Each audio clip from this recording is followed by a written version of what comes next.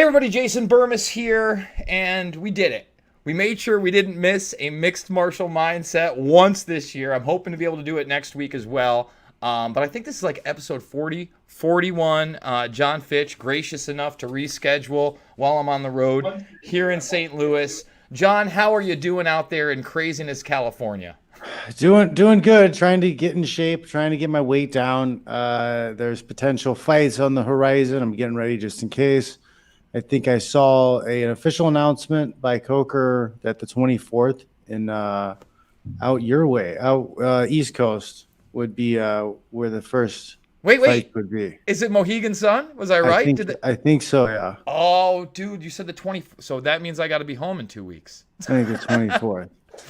Oh no, I was planning on. Well, I'll tell you what. That's the goal date then to get back on the 24th. I got to let my buddy know. I'm I gonna don't get know that. if there's going to be audience there at all, but I think that may be what they're going to try to do because they get around all restrictions around putting on a fight or putting on a production because it's Fitch, an Indian reservation. Fitch, you need to pull your Bellator weight and get some press passes for me and you.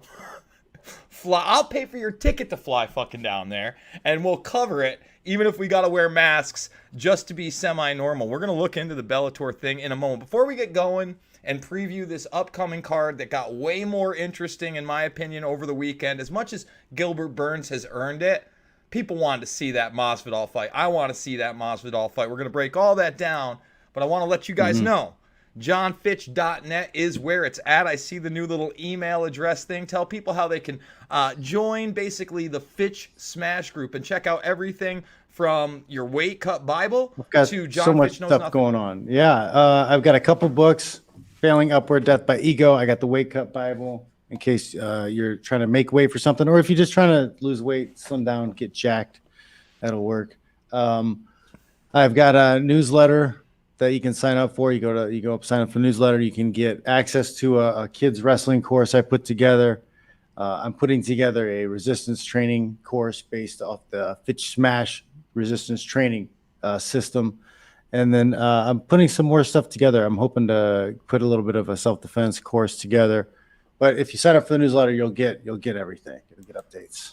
You know what? With all this defund the police madness and all that, really a self-defense course is something They people really need to look into. I saw one of the Gracies who does a lot of the combative stuff. He put out a video talking about the restrictions that they're placing on the officers now. They're not allowed to use certain holds and restraints and positions, and like just mount or knee on the chest type of position, knee on the back.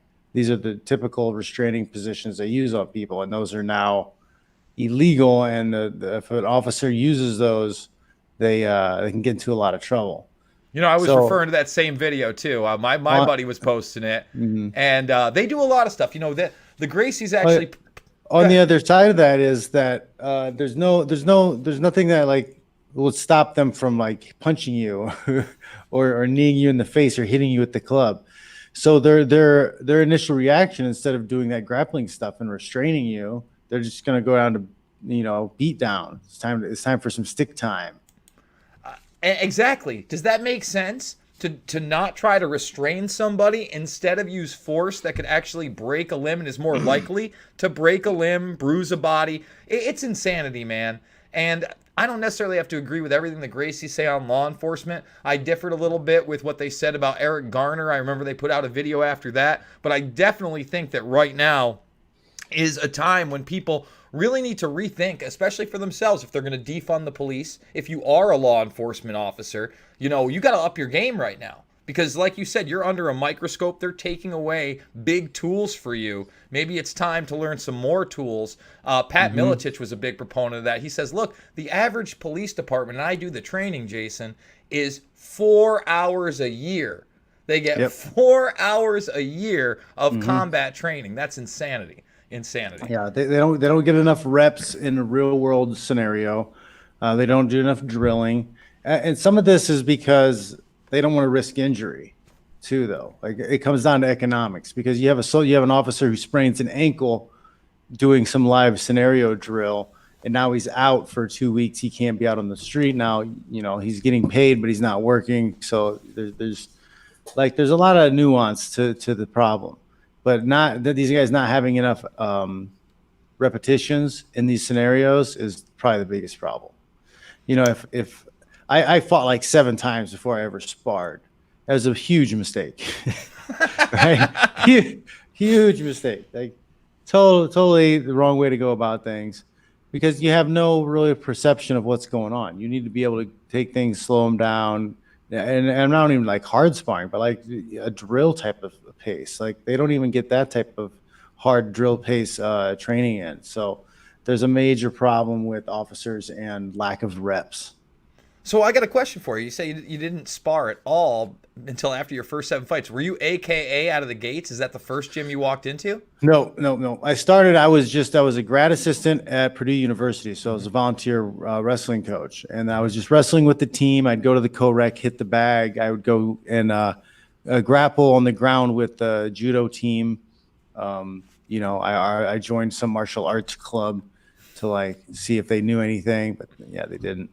And no, they didn't. No, it was all that fake. It was like wushu, whatever stuff. It was neither nice people, but yeah, I was trying to see if I could learn something that worked. Yeah, somebody to spar with. But you know, so like yeah, like Mark Coleman was my first jiu-jitsu coach, and then Gary Goodrich was the first guy who ever like held mitts for me.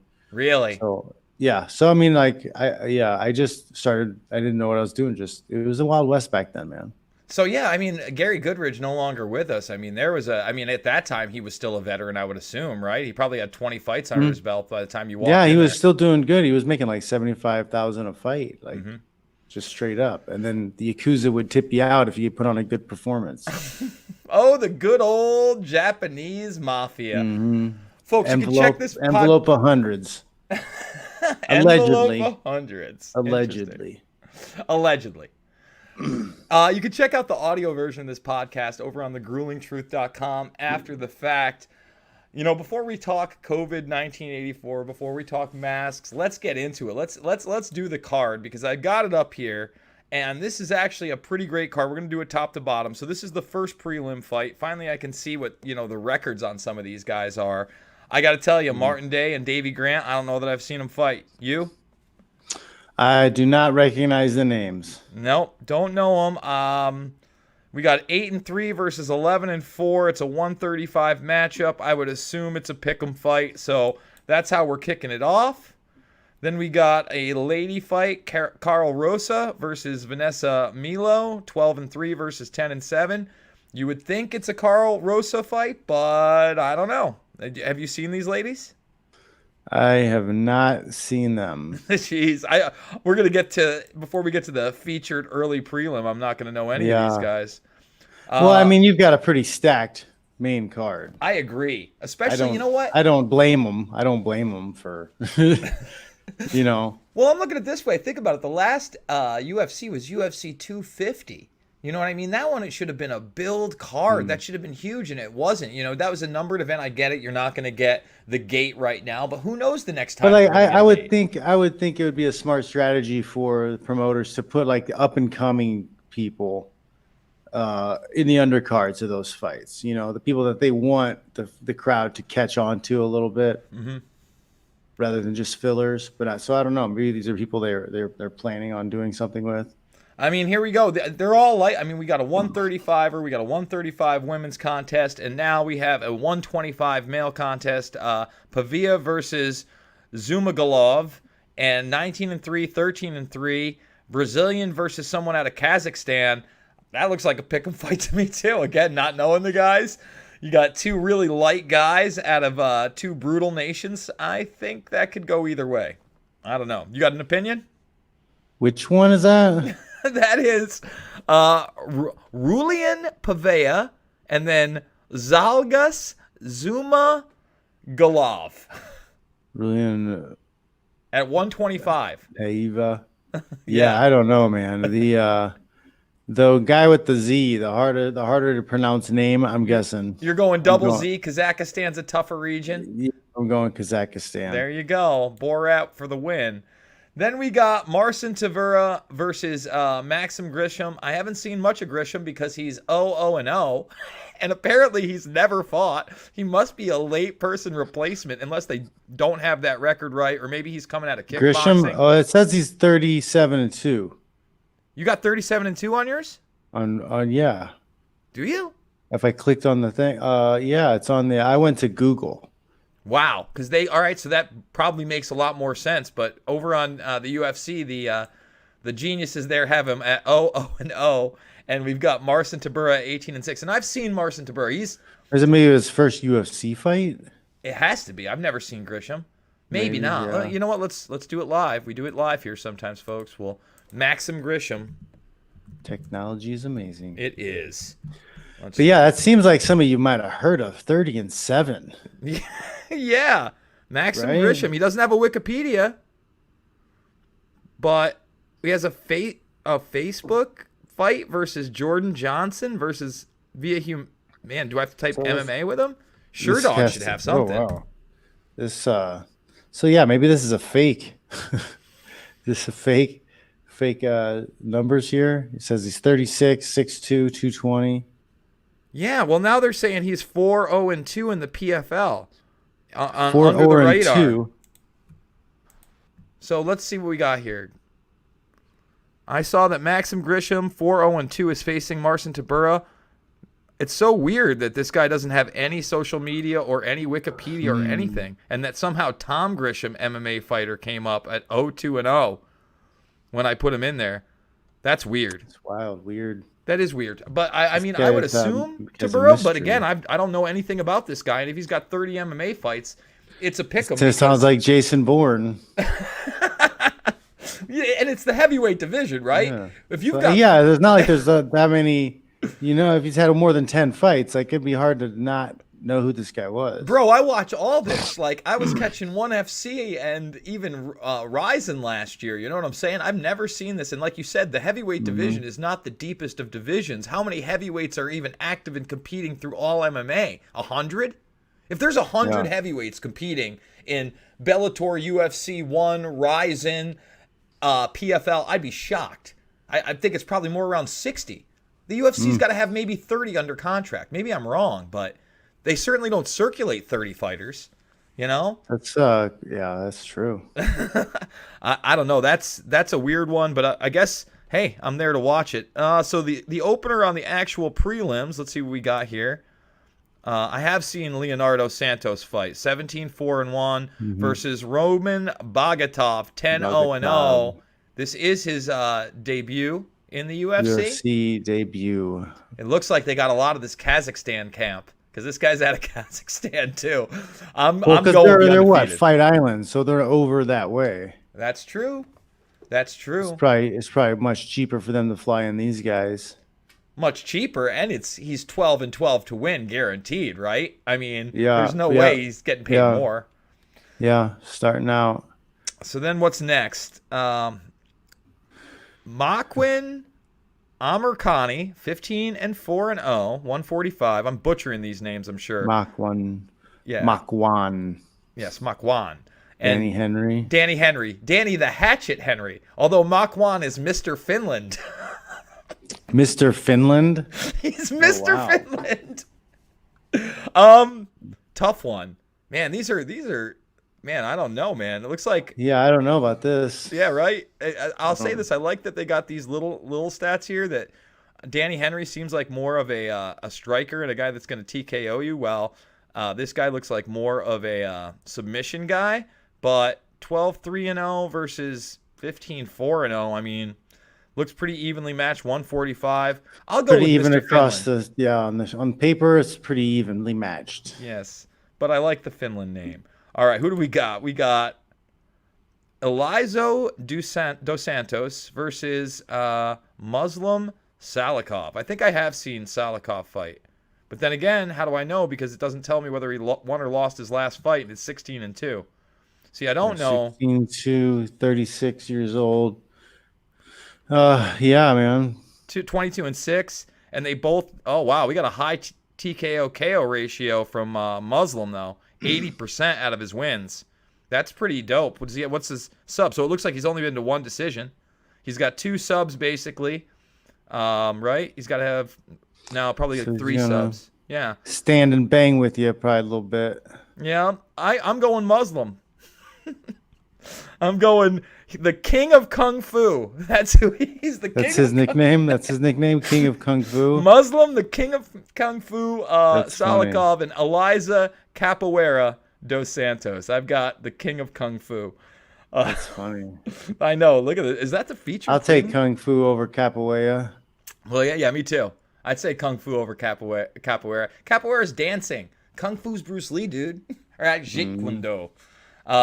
This is interesting to me because I have no idea. Ip Man. Who's this dude? Like, he must be big somewhere else because he's 26. Ozdemir and 26-3-1. Yeah. Prochazka. Oh, and he's got an Really? 88% TKO KO ratio. Where's Looks like he he's from? Is that a Polish name? He's at Prochazka? Czechia. Czechia. Yeah. I like Ozdemir. He likes to bang. I think he's a top 10 guy. I know nothing about this dude, but obviously he's a banger, and that's why they're putting him in the featured prelim. Yeah, I'm thinking that they're gonna use Vulcan to stepping stone this guy up. Yeah. So I'm gonna lean towards Jury. He's probably maybe some secret dynamite wielding madman. I mean, he's got fucking 30 fights. It's going to be, again, on paper, he looks good, but I don't like to count Ozdemir. But you don't know who the people are fighting. Yeah, that's another, man. It looks He like fought the first. He fought 3 goats. Yeah, right? You wonder who, you know what? Let's see who he's lost to. Jiri, if we can even find a thing on him. Jiri Prochazka. Jiri Prochazka. There we go. At least, all right. So we've got something already. Weird that we're at Tapology, ESPN.com. So no Wikipedia on the guy. Let's go to Sherdog. They're pretty good. Thumbs the video up, subscribe, and share too if you're watching this on YouTube right now. Done, guys. So his last beating that he gave out was at Ryzen. Oh, I watched that actually. Oh, I did watch that. Continue to Sherdog. You get nothing. So he beat up CB Dalloway. He beat up. That's what I saw. Yeah, he beat up Fabio Maldonado too. Okay, and he did those both of them in under 2 minutes. Now Maldonado, although old, has a wicked chin. He beat up Mo Lual again. End of his career though. Brandon Halsey, I don't know much about. Who's the guys that beat him? King Mo beat him at KOs back when he was good, but that's 5 years ago. So his last loss is 5 years ago. And then I got to admit, I don't know these other two that he lost to. But they were KOs and TKOs, and we're talking 8 and 7 years ago. So it's almost like if your chin is held up for the last 7 years, and Mo's the last one to get you 5 years ago, that's tough. But then again, you see he fights someone top tier. Who knows? Because I don't think that any of these guys. Maybe he beats everybody at the lower level. Yeah, we'll see. Yeah. He beats the Bush Leagues, king of the Bush Leagues.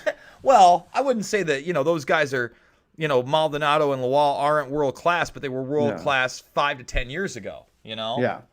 And Dalloway, too. Dalloway had his little run of bullying people that were outside of the top 15 in the UFC, but, he could never carry it into the top 15. And that's, I like CB. He's fun to watch. All right, now we're getting into the main card, folks. Let's see what we got. Yep. This is a pretty great main card. It is. They did a good job. So even with Burns dropping out, I agree. And you know what? Before we even start that, since Gilbert Burns got COVID, and I know your teammate's father passed of COVID-related, Khabib's father passed. Yeah. We all knew he was sick. And I don't know, have you had any communication with him from AKA when he's planning on returning? What's going on there? No, I haven't had any contact. AKA's been closed down last couple of weeks completely, so nobody's even been in. I haven't been able to talk to anybody. I've been training out of my garage. Luckily, I built a nice little gym out of my garage, so that's been helping out. But no contact. I don't know what's going on. everything's still kind of a mystery these days. Jesus. I mean, dude, it's one of those things where, there were reports on it, but he was instrumental in not only him, but that whole Nurmagomedov clan coming into MMA. Sure, he's the most well known, but he's got some pretty, tight level family members that are top tier guys. Like I would say that if they get a little more exposure, they're top 15 guys in some cases. The one I know fought and lost 2 years ago in the PFL final, lost that million, but still, a highly touted guy. I just want to say, I wish him the best. My heart goes out to him. I can't imagine. And for all those people out there that think this is totally fake and none of it's real, I mean, Khabib's a millionaire. If money was the only way out, I think his father would still be around. But then you got to question the medical system in wherever he is too, right? Oh. Oh, it's a sad story. All right, they're kicking it off with Paige. She looks great. Van Sant, not ranked, 8-4 versus Amanda Ribas, number 14, 9-1. Do you think they're feeding Paige up, or do you think they actually think Paige can beat this girl? I don't know. Yeah, that's the thing. Is Paige used up? Is she? What's her contract look like? How many fights she got left in her contract? Is she happy with her money? Is she? I heard that she's making more money doing Dancing with the Stars or dancing stuff. So maybe she's, not working as well with them, not as good as a company man as before. So they're like, okay, we're done with her. Let's just push her out, and they feed her to somebody who's going to eat her for lunch. That's a possibility. You're not wrong. You're not wrong. And now we get into it, man. And I know it's another woman fight, but it's actually one that actually really interests me. Rose Namajunas, 9-4 versus Jessica Andrade. Andrade, to me, did not look great in her last fight. She won it, but still didn't look awesome. Rose hasn't fought since she lost the belt, I believe, right? She got spiked. Yeah. So I'm looking forward to see how she recovers from that. That's got to be well over a year ago that she lost. Yeah, a lot of belt. people are under the impression that Rose was piecing up Jessica before she spiked her, and thinks that she's going to outclass her this time around and she'll prevent the spike. But I don't know. Jessica is one of those fighters. It seems like she's kind of a tank and will be able to weather that type of storm, get inside, and then do damage. I don't know though. It's an interesting one. Again, and it's a bold move by the UFC, in my opinion, to have the first two fights women fights, especially if maybe they're banking on some late pay-per-view buys. But I don't know. You think that you want to get one male fight in there. I get it. The next three are all championship fights. You got Jan versus Aldo. To me, unless Aldo comes back to the form when he beat Frankie Edgar a few years ago, this is a no-brainer. Peter Yan's going to eat him up, but I don't know. What do you think? Yeah, I think Jose has taken a lot of damage over the years. I mean, I don't want to count him out because he's the old guy, so I'm secretly kind of hoping he wins. But yeah, Peter seems like a tank. He's an animal, and I don't see him losing anytime quick. No. And we have those two. I wonder what those girls are making for their fights, because that's one way that maybe they capped what they're paying the athletes is by putting female fights in the first two slots. Interesting conspiracy theory, Fitch. Because now they have named females that they don't have to pay that much versus named males who might make six figures who are main card fighters. I mean, I would assume that Aldo's got to be making six figures, probably 100, at least 100 to show, 100 to win. That's minimum, maybe better than that. You'd hope Peter Yan's making that, but then again, it could be 75 and 75, 80 and 80, 90 and 90. When you get to Holloway and Volkanovski, I think both of those guys are doing six figures to show, six figures to win. I also think that Holloway just hasn't been the same since that incident where, he looked almost stroked out on TV, and then he ends up losing. He had that bad weight cut, and Dustin Poirier put it on him when he tried to go up a weight class. Volkanovski, I mean, don't get me wrong, Holloway had his moments in that first fight, but dude, Volkanovski looked awesome, and I don't see him really. I don't see the Max Holloway comeback. I love Max. He's been a great fighter. I just don't know that he has another run. I mean, Max is great, but yeah, I think Volkanovski's just a little tank, a little animal right now. And I don't know if Max is gonna be able to land enough punches to damage him enough to win the fight. Yeah, I don't see it. I see another Volkanovski victory, but hey, if Holloway can come out there, do well, then you set up a trilogy fight, and that's big for the UFC. That's big for everybody. Mm-hmm. And here we go. Jorge Masvidal, Kamaru Usman. Now, a lot of people on paper, it's got to be Usman. Marty, you like that, right? So Ben Askren is just he's such a good troll. Askren's great at that, isn't he? He is funny at that. Oh man, he's a good troll. But yeah, I mean, George has got momentum with him. There's no pressure on him. He can go out there and do whatever, and people are still going to love him. So there's a lot of momentum going his way to win the fight. But I don't know how good a cardio he's got. I don't know how much he was training before to get ready. Can he get taken down for 5 rounds and keep being explosive? Will he be able to catch Marty early with something clean before he starts getting sweaty and getting pushed into the fence? Or is Usman going to fight a stupid fight and just stand and throw punches and get picked apart? Like there's a number of possibilities here. Well, I don't think that Usman's dumb enough to do that where he wants to stand, but I wanted to bring this up because I think it's important. Early on in his career, Masvidal definitely lost some of those fights because of his ground game was lacking. He wasn't able to get up. But what I don't think people understand are that his last 5 losses, right? They want to call him a journeyman. They want to call him, a guy that trades wins and losses. Out of his last 5 losses, all decisions, and 4 of them were splits. Let me repeat that. 4 out of his 5 last losses, all decisions were splits. So who did he split with? First of all, Stephen Thompson, one of the few guys that can stand and strike because he's a world kickboxer, won a unanimous decision. I watched that fight. Stephen Thompson absolutely won that fight. Damian Maia, he actually went to a split with Maia.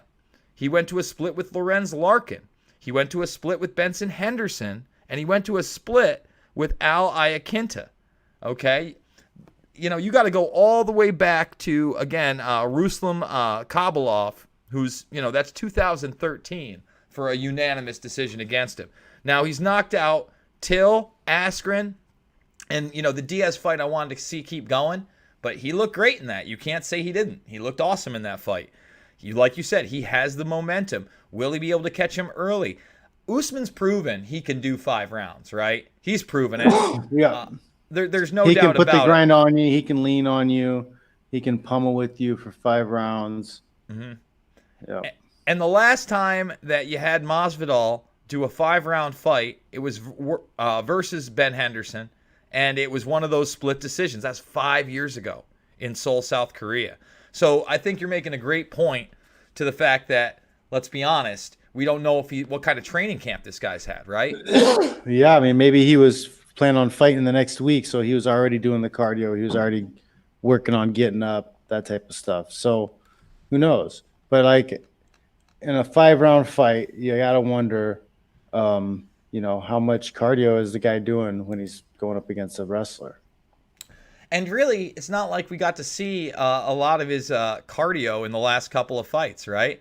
I mean, what did they stop? They stopped the Diaz fight in the 3rd round, correct? It didn't go to the 4th. Mm-hmm. They stopped it on the way out to the 4th. And that wasn't like a cardio type of fight.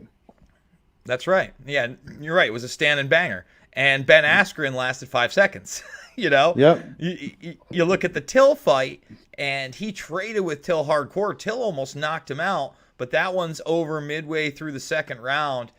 I don't think Usman's dumb enough to try and stand and bang with the guy. I think he's going to try to crowd him. I think he's going to try to take him down. But when he can't take him down, you saw some of his decent, dirty boxing against RDA. A lot of people counted him out in that RDA fight before he went in with Woodley, and he handled Woodley. I mean, he handled Woodley. But with RDA, he looked, I don't want to say he looked as good as, say, Randy Couture dirty boxing, but he looked pretty damn good against somebody that can put your lights out. So on paper, it's probably Usman, but I so want to see fucking Jorge Masvidal with this fight. Yeah, momentum is a mother grabber. Dude, if he wins it, I mean, do you think he's the guy that kind of breaks the boundaries on what UFC fighters can get paid? Is he the next McGregor? I feel like he's very sellable. He is, but at the same time, like, he made this deal. Mm-hmm. Like, whatever pressure he put on them, they rectified, and he got the steal. So what do you think the deal is before we see the money next week? $500,000 knows? to show? $500,000 to win? He's probably getting a bonus. He's probably getting undisclosed bonus money. He's probably got a set base pay and bonus money. And like, it's going to be good for him, but it's not where he could be. It's not what he could be if he was making a percentage of the gate or pay-per-view or whatever. Like, Well, do you think they'll give him pay-per-view points? They're supposed to have you to. have to defend. You have to defend. Well, I would think this too. Let's say they gave him pay-per-view points. What's that really going to be worth when there are 3 championship fights and 3 champions, right? Well, I guess the Peter Yan one is for the belt, right? Because is that the 135 belt? Let's go back to it. Because it's up for it's up for grabs. So I guess you're only got 2, right? I love how they have Aldo listed as 145. UFC, up your fucking game, man. Your website is laughable at points. My God, what are you doing? Seriously. Man. I wonder, what do you think the pay-per-view buys are? Not like they don't have the money. What's the pay-per-view buys, John? 2 million? Some people think pretty it's good. I think it's going to be pretty good. I mean, I've seen people saying 500K. I think it does $1 million easy. I think it maxes out at 2. Yeah, I think over $1 million sounds reasonable. I just feel like there's not a lot going on. What's that? Not a lot going on. Nothing going on, right? Masvidal's pretty polarizing character. A lot of people like watching him. Mm-hmm. Well, what's out there? Boxing? There isn't still what PGA is out there. I mean, there's not much. I don't know. Is basketball and stuff starting up again, or I've heard that, but then some teams are saying they're not going to play. Dude, when I'm on the road, I haven't seen anything. I'm just. Have you heard what they're doing to the NHL? Here and there. The NHL players. NHL doing? So listen to this, man. So I'm in my car, and basically, no matter what news station you're listening to, whether it's Fox or MSNBC or CNN, it's the same 45-minute to an hour loop of nonsense, right? Mm-hmm. So you get the same news. So from like 2 different sources. Yeah, it's awful. It's prepackaged garbage. And they're talking about the NHL coming back. And then they're like, well, they have these social distancing bracelets. So when they're off the ice, if they are closer than 6 feet to each other for more than 5 seconds. Wear your bracelet, sleep in your pod, eat your paste. And it starts to shake. Like, it lets you know that you're too close to somebody for too long. Dude, again, being on the road, I was at this bar yesterday. I'm actually hopefully going to go meet up with Jeffrey Wilson of the Conspiracy Farm over at the bar after this. And I ended up talking to the owner, right? He was at the bar. By the end of it, we shook hands, and I'm like, dude, I know people in New York that I've known for 20 plus years that will not shake my hand right now. Yep. Are you seeing that? Do you have crazy people around you that refuse to shake your hand? No, but I don't know. Like my buddy Mo, Mo, Coach Mo, he's here on a visit, and no, like we went into the store and I bought some stuff, and like we got back in the truck, and then he like gets the Purell hand sanitizer. I'm look at him like, what the fuck are you? Get out of here. I got to be honest, man. This whole time, you know how many times I've used hand sanitizer? 0. Not once. I've washed my hands because I wash my hands. You monster. You're a monster. So let's talk. Inconsiderate monster. What do you think about this? Not only, all right, so we got the mandates on the masks. Last week we covered Cuomo and his subpoenas. Have you now seen it's gone further? That which state is it? I gotta pull it up here. We have a state now that's threatening you with up to a year in jail if you don't wear your COVID 1984 mask. So where are you? Kidding me? No, I'm not. I wish I was. Here it is here. It's such a so. What's the? Is this another like psyop to like mentally control us? Is that why they're trying to make us wear the mask? I mean, that's how I feel about it, dude. But I'm Because I figured they'd conspiracy want guy. facial recognition, so I would think they wouldn't want the mask. Let me and they'd stop want us- that. Because And I've they'd heard want that us to same catch thing. the virus, so they wouldn't. Listen, think about it this way. A lot of people have said that to me. They go, well, don't they want the facial recognition? How do you know that the mask isn't making fucking facial recognition that much better? Like, it's literally taking a point now where it doesn't need a third to 2/3 of your face, and now it's just recognizing you from your eyes, your forehead, etc., your ears maybe. You know, what if that's part of the algorithm that they're testing? I don't know, but yeah, dude, I feel like this is some transhumanist nonsense. Colorado town threatens a year in jail for residents who refuse to wear masks. It is Englewood, Colorado. They are doing this. Total and complete insanity. Meanwhile, John, I came across this today. Somebody posted it. Again, totally reasonable. We'll play the video and we'll I'm not sure if you're going to be able to hear it, but we'll find out in a second with this setup. Hey y'all, so if you didn't think Fort Hood was bad enough with all the damn killings going around, here's what we got our boys doing. They're on quarantine in the field. If you got any symptoms, they don't send you home or to the hospital. They quarantine you behind some tape on a cot with a mask and a little fucking sign for 2 damn weeks. But y'all motherfuckers want to join the military. You see that shit?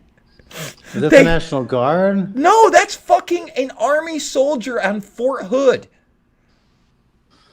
So they left them out in the wilderness with the tape around them. And that was the med guy coming out to check on them. Yep. Oh wow. Yep. One way to do it, saving tax dollars. I mean, dude, that is insane. Go out and survive. You got a guy on a cot with a mask in 80 to 90 degree weather who supposedly has this, when you got doctors like Richard Bartlett going out there and saying, hey, by the way, steroids work. Remember we were talking about steroids and different kinds? Have you seen this Bartlett steroid yet? So check this out. Let's go to my history here. I did a video on it earlier today.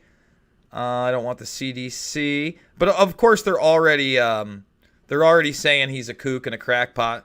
See, internet, you get to see my actual internet history. Nothing crazy, no Pornhub. Just saying, is this like the chloroquine hoax? It's also? basically talks. This same guy talks about hydroxychloroquine, right? Forgot I was talking to her, but Trump was right. and he was. But he talks about, where is it? Here it is. Boom. So basically, it is budesonide. So it's an inhaler drug. So it's readily available. It will never go bad. He says, listen, my patients have all survived. They have comorbidities. Some of them are diabetic. Some of them have cancer, right? He's talked to Ted Cruz's office. He sent this to Trump. This is widely available. Now, they have refused to use this. Where is it? They've refused to use it at a certain, I think, Midland hospital in Texas. They basically said, no, we're not going to do it. We'd rather have people die, because if we give validity to this, we can't push our vaccine bullshit. Oh, man, I can't find that part. But you know what? Let's play it for the audience, because let's hear what people with this actually have to say. Continuing coverage tonight on a controversial COVID-19 treatment. The inhaled steroid budesonide is being hailed by West Texas Dr. Richard Bartlett as a silver bullet to treat COVID-19. But the Memorial Hospital isn't convinced, telling us yesterday there's no such thing as a silver bullet for the virus. But Bartlett's patients credit the treatment for saving their lives. Sammy still caught up with a few of those patients today. Sammy, what did they tell you? It's kind of quiet. Dr. Bartlett says he's treated well over a dozen COVID patients and has had 100% success rate. He's even treated patients like the ones I talked to who have pre-existing conditions. Oh. When it comes to COVID-19, Kathy Lawler and Eric Rodriguez are at risk. 48 years old, I'm diabetic. You know, I'm a bit overweight. I am in my 60s, which is already a strike against me. And I am living with 2 different types of non-Hodgkin's lymphoma. In fact, I'm on daily chemo. When they were diagnosed with the virus, they both thought worst case scenario. Scared, desperate, fearful. You know, I started thinking about my children without a father. Rodriguez lost his 31-year-old brother to the virus in June. He said he couldn't breathe very well. And for that reason, he sought a different treatment than his brother. He started taking budesonide twice a day. I think the difference is life and death right now. I feel fantastic. As for Lawler, well, This is she believes it would have been a inhaled different outcome. steroid. Exactly. So check it out. You know, in his interview when he talked about this, because we've talked about other steroid treatment, they've now said that dextromethasone is one that's now authoritative we can finally talk about. But my sources out in New York from the very beginning, within the first few weeks, they were saying they were doing prednisone too as well.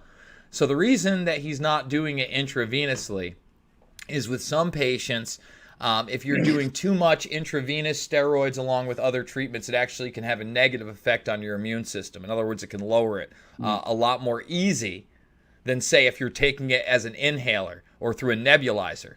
So this guy has had a 100% success rate. He's done a paper on it. He's put it out there. He's shown, you know, like nations such as Taiwan. So they have 24 million people, right? They've had 7 deaths. They're not pushing for a vaccine. You know, they're using treatments like this one, and we're not hearing about it. The same with Japan. You know, you don't have all of these deaths. Do that in comparison to New York State that has about 20 million people and over 30,000 deaths. You know, it's craziness. And you just saw it. I mean, forget about the chemo patient. How about the man we just saw who was overweight and diabetic, who lost his 31-year-old brother, who was obviously also overweight and diabetic? So you're not going to see this much in the mainstream media. Obviously, you know, this is a local news station that's covering it. And expect this guy to be the next censored guy and demonized. You know, I'll send you the link in a DM on Twitter. But you watch this thing, and the guy, you know, it's tough because there are going to be some people that watch and go, oh, well, he's a Christian and he's a right winger. You know, we can't believe this guy. He also happens to be a medical fucking doctor. You know, let's push all that aside and understand. Well, I mean, if he's got patients and he's got studies and he's got numbers to show people, why don't they look through the results of what he did? Well, he's saying that the NIH, the National Institute of Health, is doing a study on this, right? But they're doing it in a way that they know they're setting it up for failure in the way they did the hydroxychloroquine study. What does he mean by that? So instead of taking a patient with symptoms that gets diagnosed with COVID-1984 in those first stages, which makes sense, and putting them on the drug, they are waiting until these people are almost ready to go on a ventilator or on a ventilator to use the drug. So you wait that long, it's not going to be as effective. So then they're going to come out with their study in October. They're going to say, I told you so. This guy's a fucking liar. They're going to ban. Find some people who are already mostly dead. And they're going to go, we need a vaccine. Even though they're now telling us this isn't going away and it's going to be like the flu with the flu vaccine. This is a treatment that will work once and fix it if you have it. Where the vaccine, they can make you take a new vaccine every year. Because, it's going to be a new version, new strand. We've got to get ready. And check this out, man. I mean, again, you can't make this stuff up. I'm going to read it for you because it's unbelievable that they put these numbers out. But these are the CDC's own numbers for influenza A and influenza B. You ready? Mm-hmm. According to the February 21st CDC Morbidity and Mortality Weekly Report, the current influenza vaccine has been 45% effective. 45%. Less than half. And that's the best number they can put out there. It's not even that effective. And that's, probably inflated a little bit. I mean, if you go here right below it, it goes specifically the It's flu probably vaccine. 41.9 something. Well, it says has been 50% effective against influenza B, Victoria viruses. And get this, are you ready? 37% effective against influenza A, H1N1. Okay, now remember H1N1 was that pandemic we had in 2009. Swine flu. That's right. That's insensitive to pigs. You're They so call right, John. H1N1 or whatever. John, I have a great idea. What we H1N1. need to do is we need to get our Pig Lives Matter shirts, and we need to go down to a local farm, and we need to That kneel sounds before the great. pigs. Yes. We need to kneel before the pigs, and we need to find any statues of pig farmers, and we need to tear them down. I'm gonna get Mo a shirt that says Mo Lives Matter. Is he one of those guys? I'm gonna get him one of those shirts. Just gonna say Mo's Lives Matter. Oh, boy. All right, Fitch. We've been doing it, my friend. You got anything else you want to finish off with? No, just yeah, check out the website, johnfish.net. Check out the podcast, John Fish Knows Nothing, and all the other stuff I'm doing. I had an awesome interview with Adam Townsend on Sunday. I watched some of it, so I had super shitty smart internet. guy. Yeah, Yeah. What's his deal? So who was, because like I caught it midway. It was he really came interesting. across my timeline somewhere, but like I've always known he's always put out good content on his Twitter feed, and like he's always put out really smart stuff about China and India and some other places, and he's made his money through business and investments and venture capitalism and all that stuff. And So he's basically like an entrepreneur with a bunch of different geopolitical views that's active on social media. Because I couldn't figure it out. I'm sitting there and I was looking at him. I'm like, is this guy Pete Townsend's brother? Like, he looks a lot like him. Make sure you go check out johnfitch.net. That's where you can find everything John Fitch, including the Weight Cut Bible. If you buy the Weight Cut Bible, you get a piece of Failing Upward, his other book. And Fitch, you're telling me it's going to happen, right? July or August, you're getting in there? Well, we're in July. I think August. I think that's what's going to. I think August. Yeah, August. I think August is where it's going to be because I can't make weight in July. There's no way. You know what? I'm typing in Bellator returns because I want to know. Yeah, nothing yet. I haven't even got. There's no like. Yeah, and that was just like something Scott Coker said somewhere in an interview. It wasn't even like a official release from Inside baseball, folks. Fitch is backpedaling. He knows more than he's letting on. He's saying. Well, I just think that things are only being said, but I don't know if there's any framework put in because they wanted to do stuff in LA, but I don't think California is going to open up. So they need to do it at a reservation. Yep. So that they already have deals over there with Mohegan Sun. So I think that's what's going to happen. Can't wait for it. I'm so looking forward to more MMA. Check us out on thegruelingtruth.com. I'm actually going to be uploading that hopefully tonight before I leave. And remember to check out all my documentary films, Loose Change, Final Cut, Fabled, Enemies, Invisible Empire, A New World Order Defined, Shade the Motion Picture. I'm fully demonetized on this platform. So $5, $10, $15 means the world to me. Big donors, I love you. And we will be back next week with yet another Mixed Martial Mindset. Thanks, Fitch.